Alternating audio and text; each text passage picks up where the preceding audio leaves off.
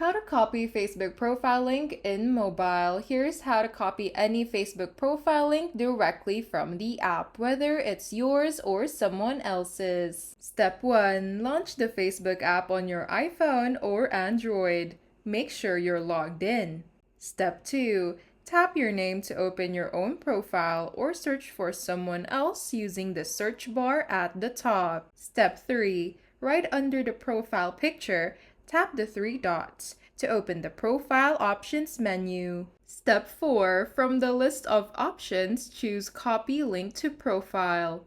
The link is now copied to your clipboard and ready to paste anywhere, like in messages, emails, or notes. A bonus tip: if you don't see the option, tap the share icon on the profile and select Copy Link from the share sheet. I hope this video helped you. If it did, feel free to like and subscribe. It really supports the channel. And if you've got a question, just drop it in the comments.